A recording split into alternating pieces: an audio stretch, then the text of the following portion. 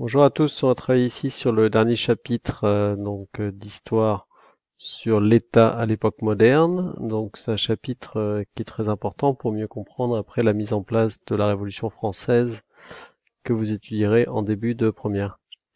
Alors on va commencer tout de suite par l'introduction. L'introduction on va détailler un petit peu plus. Alors ici le sujet c'est l'État à l'époque moderne, France et Angleterre. Donc il s'agit bien de définir ces différents termes. Ici, en violet, vous avez justement la définition des termes du sujet les plus importantes, l'explication en fait du sujet. Et après, vous avez la problématique. Je rappelle que sur l'introduction, il faut toujours faire normalement les 3 P, présentation du sujet, problématique et ensuite annonce du plan. Donc ici, il y a 3 termes importants à définir, l'État, l'époque moderne, donc la période où ça se passe, et la France et l'Angleterre, pourquoi ces deux nations et en quoi est-ce qu'effectivement il est intéressant de les comparer. Alors tout d'abord, en ce qui concerne l'époque moderne, c'est l'époque qui est entre le Moyen Âge et l'époque contemporaine, c'est-à-dire l'époque qui va après la Révolution. Donc l'époque moderne, ça va de la Renaissance du XVIe siècle jusqu'au XVIIIe siècle, en fait jusqu'en 1789. Alors, autre terme important, l'État. Alors, c'est vrai, quand on parle d'un État, aujourd'hui, on pense plutôt à un pays. En fait, l'État, c'est tout ce qui fait fonctionner justement un pays. C'est toute l'administration, en fait. Ici, définition la plus simple, ensemble des institutions, donc des différentes organismes qui permettent de gouverner, qui gouvernent un pays. Donc à l'intérieur d'un État, vous avez évidemment le roi, mais vous avez aussi tout son gouvernement et toute son administration, tous les gens chargés de récolter l'impôt, tous les gens qui sont chargés aussi de l'éducation dans un pays, de la gestion des routes, etc., etc. Aujourd'hui encore, quand on parle de l'État, on intègre dedans évidemment les maires, les préfets, tous les hommes au pouvoir, donc qui gèrent justement le fonctionnement d'un pays. Donc même si c'est évidemment important de parler de la monarchie, il ne faut pas confondre donc la monarchie, le pouvoir du roi, avec l'État. Ce sont deux choses différentes. En fait, ce qu'on va essayer de montrer quand même ici, c'est que la monarchie se renforce notamment en France, mais plus globalement, c'est le pouvoir de l'État, c'est-à-dire en gros tout le pouvoir de l'administration, toute la gestion de pays qui a tendance à se renforcer, à s'organiser de façon nettement plus forte que ce qu'il y avait à l'époque du Moyen Âge. Alors pendant 3 siècles en France, la monarchie est devenue de plus en plus absolue, c'est-à-dire que le pouvoir du roi est devenu de plus en plus fort. La monarchie absolue, c'est donc un régime dans lequel le monarque concentre entre ses mains tous les pouvoirs et gouverne quasiment sans contrôle. Donc cette monarchie se construit petit à petit et se renforce en France. Sous François Ier, qui est le premier roi de la Renaissance, donc au XVIe siècle, le pouvoir de la monarchie reste encore assez faible. Par contre, sous Louis XIV, qui meurt au début du XVIIIe, on a une monarchie qu'on peut considérer d'absolu ou presque, c'est-à-dire avec un pouvoir du roi qui est presque sans contrôle, donc qui en tout cas est extrêmement important. Alors du côté du modèle anglo-saxon, c'est complètement différent, puisque dans le même temps, en Angleterre, on invente une monarchie parlementaire, c'est-à-dire un roi qui gouverne, mais en partenariat avec un parlement qui a aussi beaucoup de pouvoir. Et en Amérique, donc qui était une colonie anglaise, on expérimente une république, la première république des temps modernes. Donc ça va être effectivement une grande nouveauté. Donc on a 3 modèles ici de gouvernement. La monarchie qui devient de plus en plus absolue en France, une monarchie parlementaire en Angleterre et une république aux États-Unis. Donc 3 modèles très différents, voire même opposés, et pourtant qui ont des points communs, puisque dans chacun de ces 3 pays, l'un des points communs les plus importants, c'est justement que l'État, c'est-à-dire cet ensemble des institutions qui gouvernent un pays, a eu tendance à se renforcer. Voilà pourquoi donc on peut dire en problématique, vous voyez que cette phrase introduit un peu la problématique, une fois qu'on a bien défini les termes d'État, le terme d'époque moderne, la monarchie en France et la différence avec le modèle anglais.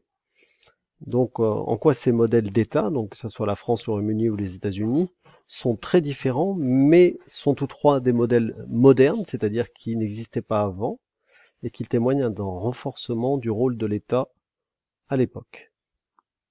Alors, en ce qui concerne le plan, là on va suivre le plan qui est dans le dans le programme officiel. Le renforcement de la monarchie et du pouvoir de l'État en France, ce sera la première partie, donc sur lequel on va passer 3 ou 4 heures.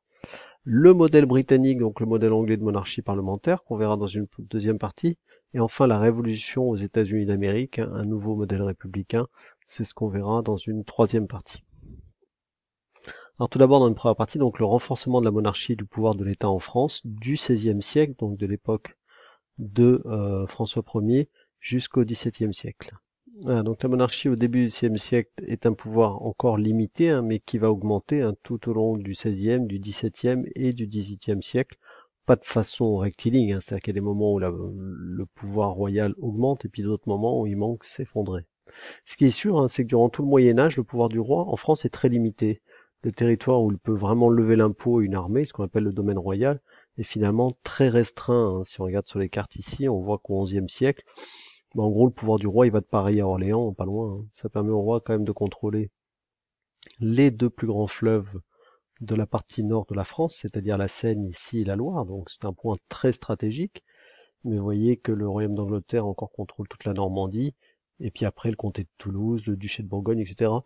N'obéissent pas au roi, hein, même si officiellement le roi de France a une autorité sur l'ensemble de ce territoire, il n'a vraiment de pouvoir que sur cette petite zone en bleu. Ça s'agrandit à peine, vous voyez, en 180, hein, mais on voit encore que par contre là, le roi d'Angleterre a quasiment toute la France à cette époque. On voit bien quand même que petit à petit au Moyen-Âge, le pouvoir royal s'est agrandi, hein, dans le nord de la France et toujours autour de Paris, et qu'au XVe siècle, il est encore assez grand, mais ne contrôle toujours pas la Bourgogne, hein, le Languedoc, une partie de la Guyenne, donc son pouvoir reste encore relativement restreint, et c'est vraiment à partir du XVIe, du XVIIe siècle que le pouvoir royal va, et que le pouvoir de l'État du coup en France va vraiment se développer. Alors depuis le début de l'année, je ne vous ai pas beaucoup embêté avec des questions de chronologie, hein, de connaître les dates des rois, etc. Alors je vais pas vous demander d'apprendre par cœur tous les rois de France ici, mais c'est vrai qu'il est important de connaître et au moins de se repérer un petit peu sur les rois les plus importants.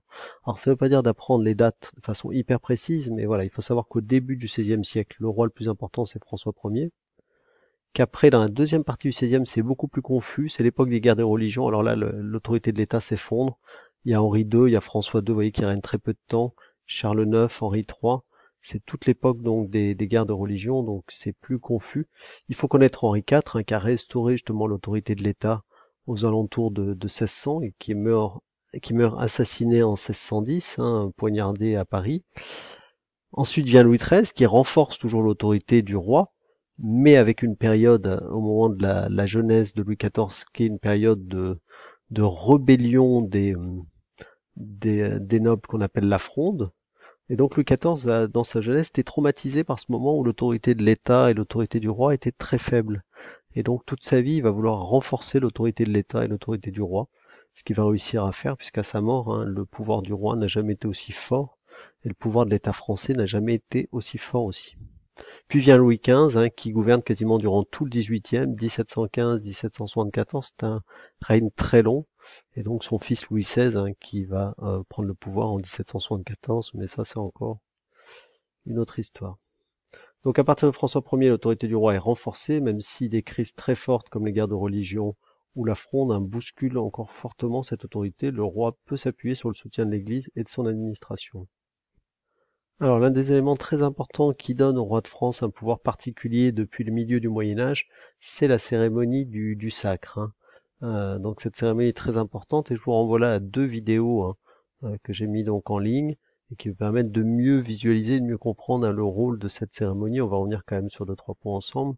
Donc la cérémonie du sacre offre au roi une protection divine, hein, depuis l'an 816 avec Louis le Pieux, qui est le premier roi qui a été sacré et couronné donc dans la cathédrale de Reims.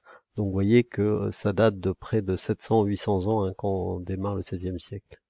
La cérémonie, au fur et à mesure des siècles, est devenue de plus en plus complexe et organisée. À la fin, elle dure près de 5 heures, hein, donc quasiment toute une journée.